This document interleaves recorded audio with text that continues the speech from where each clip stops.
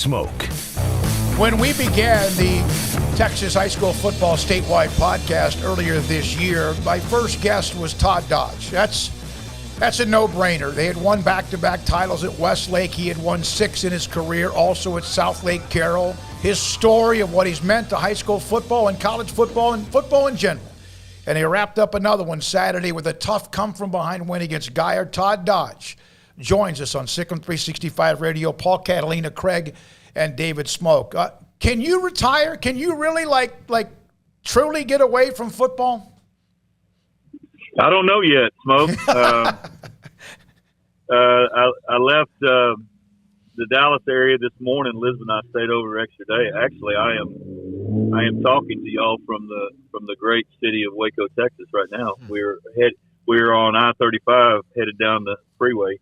I don't know yet. I'm going to go support the Westlake Chaparrals and Tony Salazar. I'm going to go support the South Lake Carroll Dragons and my son Riley. I'm going to do some my quarterback training stuff and my camps, and see if that will scratch the itch for a year or so. This was obviously a special season, as you knew going in. That you had this plan. This wasn't something you kind of concocted in the middle. Did it make it different knowing that there was some finality to this? Like every game you coached, there was the potential that this could be the last one. Absolutely. I told my team probably 2 weeks before training camp started that I would be retiring afterwards, and I just vowed to them that I would not wish any of it away, that we would all soak it in together. I couldn't have had a better last year with any other group of kids. They absolutely just soaked in everything. They love the game of football. This coaching staff is so much fun. They're young and they're hungry, and it was time for me though. Elizabeth and I, we said we'd be there 6 years, and it lasted 8. And, I never in my wildest dreams would think that it would end up the same way it did at South Lake Carroll with a 3-peat. Coach, let's talk about that 3-peat, 40-21 over Geyer. You beat some really good teams to get to this point, but just on Saturday night to have it come to a close the way that it did, no, it was tough. Geyer hung around there for a little while before you guys broke it open, but just your thoughts on how it did unfold for you on Saturday. Well, as I told our players going into the week, this is a very, very talented football team that we're going to play, and you wouldn't expect anything different in the state championship game. They were 14-1 coming in. I told our team, I said, I want to tell you what they're hearing. They're hearing that from all across the state, they're hearing that they don't stand a chance, that they're going to get wiped out, blah, blah, blah, all that. And I said, don't let that fool us. These guys will come out and play, and they came out and played, and we didn't play real well early. But when it was all said and done, I was really kind of glad that we faced some adversity, and we really had not that we wished it on ourselves as the season went over.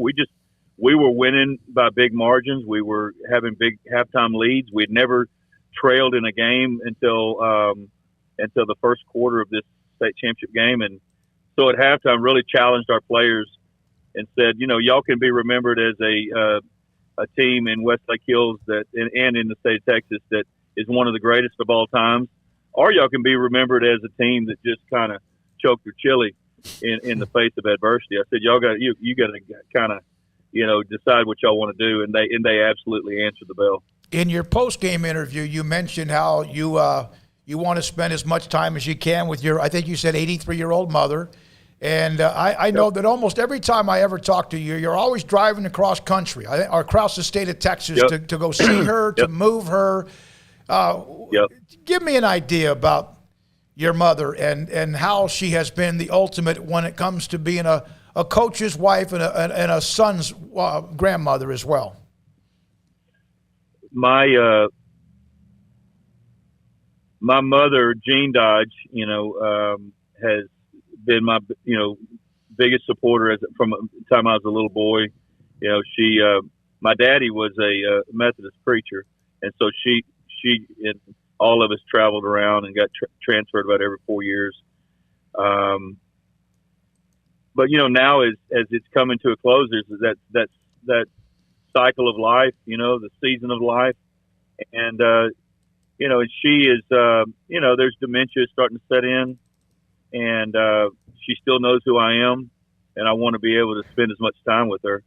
And then I have my wife, Elizabeth, who, she was in the industry before I was. She grew up a coach's kid. So I've had a wonderful mother, and then I've had a wonderful wife for the last 36 years. So it's been one hell of a deal.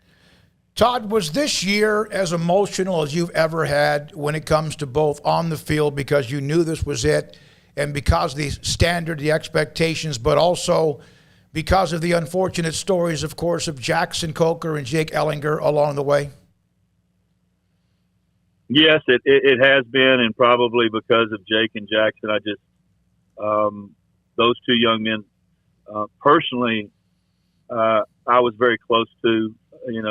They were tremendous leaders in our program, but the Ellinger family is very special to me. The Coker family is very special to me, and so I had a one-on-one special relationship with each one of those young men, and to have to, during the spring of 2021, to have to, speak at the funeral of Jackson Coker in March, and then Jake Ellinger in late April was something that it took a big toll on me, and it took a big toll on our program. There was a tremendous amount of sadness in our program, and I just wanted to make sure that we're going to do an award called the Jake and Jackson 3616 Fighting Heart Award. And we're going to do that at our banquet come January. And I just want to make sure that while it was on my watch, and I know Tony will continue this, but is that no one ever forgets who those two young men were. They were so special to our program, such impactful football players, but even more impactful human beings. Todd, how much will you be able to enjoy watching Riley coach? I mean, the last time you really get to go see him, you had to play against him, so you don't really want to you don't do that anymore. But you'll get to actually see and watch him grow in the coaching ranks. Oh, I just can't wait. I mean, Smoak, I don't know that I've got could have a better deal. I've got my biological son that's coaching at South Lake Carroll, where I was, won our last 3 state championships and had a great time there. And then I've got Tony Salazar, who is like a son to me. He's going to be coaching at Westlake. So I've got the best of both worlds. I can go support both of those men and their programs and watch them grow as coaches, and be around my grandkids. And so, and two programs that I absolutely love and have a lot invested in. Todd, Brian Bell today, who led China Spring to a state championship in 4A Division II. His brother, Sean, now at Baylor, and, of course, Mark, a longtime, very successful coach for many years at China Spring. He took a job at Baylor as an analyst. He's a young coach. He just won a state title in his 4th year as a head coach. He had been on his father's staff for just a little bit, of course, played at Sam Houston State.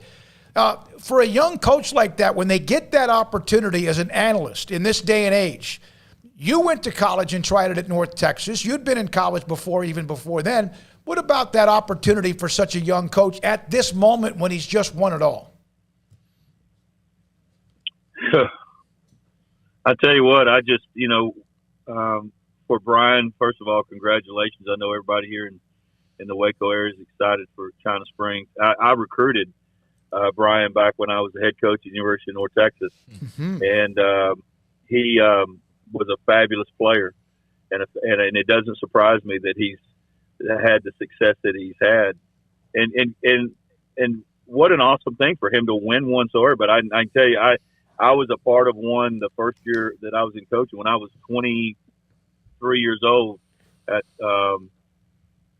Rockwall, Texas. I was a quarterback coach, and we got to the state championship, got beat in the finals, And it took me about 15 years to get back to one. And I tell you what, you can't ever take them for granted because they are hard to come by.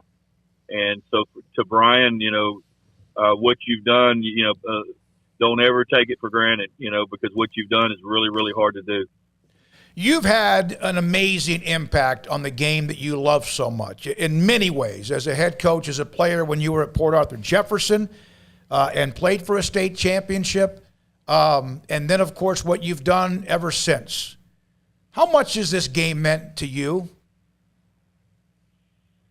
I absolutely, it means everything in my life. I love being a Texan. I love being a Texas high school football coach.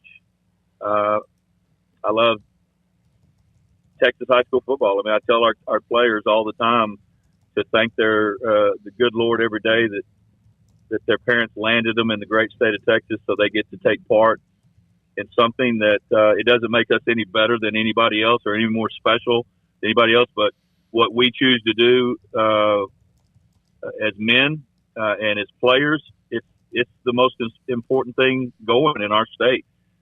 Texas high school football is more attended than professional football or college football in our state, and it's just one of those deals. Just take, this past weekend, watching all of those state championship games with all that attendance, and so for that, it's been almost 50 years now since I first, when I was 6 years old, I was the ball boy for the Garrison Bulldogs, and ever since then, there's not 1 year gone by that I haven't been somehow involved in the game of football. Mouse Davis, Hal Mummy, Todd Dodge, your name in that conversation as well? I don't think so. I don't know. So those guys are something special. I'll leave that up to someone else, but it sure is nice to even be mentioned with those guys. But you obviously were touched by them, correct? Absolutely. Mm-hmm. The run and shoot in 1989 when we put the spread offense in at McKinney. That's what it was. It was a combination between the run and shoot and the University of Miami's zone running scheme and 3 and 5 step drop back. It's a little hybrid between the three, and it's kind of all morphed as the years have gone on. So. But my absolute passion in this is coaching quarterbacks, and helping them be the best, the best players and the best leaders that they can be. And you've done that. You've done that camp. You've been able to do that throughout. That still seems like you mentioned earlier. You're going to continue to be able to be a part of that, correct? Yes, I'll still continue to do my camps in Austin and down in Corpus Christi. We're going to do one in San Angelo this summer, so there's going to be 3 going on, and then I'll continue to train quarterbacks, in the off season, stuff like that, So I'm that'll kind of maybe scratch the itch a little bit from what I'm about to leave. All right, so you get a chance to do all the things you want to do. When do you feel like that you might be tested emotionally first? Spring drills, August workouts, or the first Friday night next August? No doubt it's going to be this coming February, and it won't be long from now. It'll be literally a little over a month from now, because that's historically for a long, long time. That's when I started our quarterback training program. It's the month of February, and I always take all of our quarterbacks in the month of February. So I know that the month that will seem different to me. That's when I know that I'm not in it any longer, and so. I was just talking to Riley earlier today, and I told him, I said, that's because he asked me exactly the same thing that you just asked me. And I said, that's when I'm going to really, it's going to really hit me. One more thing, Todd, when you played for a state championship at Port Arthur Jefferson and played Permian back in your career there, did you, and obviously Permian won that game, how much of a thirst was it to always get back to that moment, no matter, obviously no longer as a player, but as a coach? A huge thirst. I mean, it was from a competitive standpoint. The high school football team that I played on was about 1 quarter of football, literally, 12 minutes of football away from being considered one of the greatest high school football teams of all time and may still be mentioned in those conversations.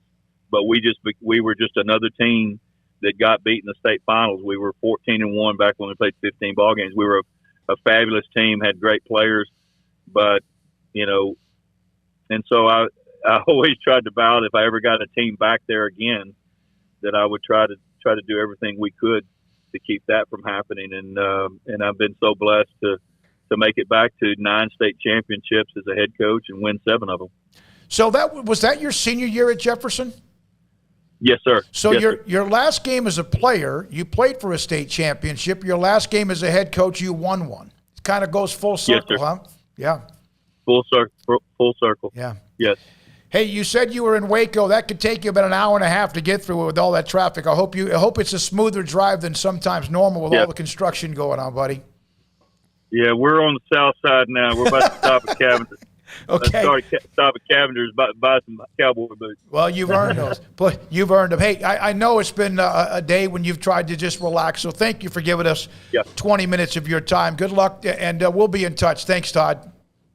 Thank y'all so much for having me on. Merry Christmas. You too. That's Todd Dodge. 7 times he played at Jefferson. Mike Owens was on that staff at Port Arthur Jefferson, who went on to coach your alma mater and won a state championship at now Legacy was Lee High School in Tyler.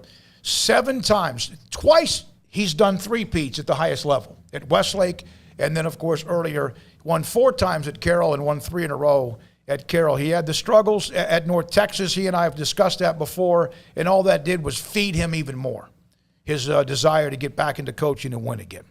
When we come back, we continue this 4 o'clock hour, 4:20. On a day, Brian Bell has now become a part of the staff at Baylor, the former China Spring quarterback and also head coach. And what about some of the things Todd said about him as a player? Sikkim 365 Radio and 365 Sports. The holidays are here, and eventually maybe you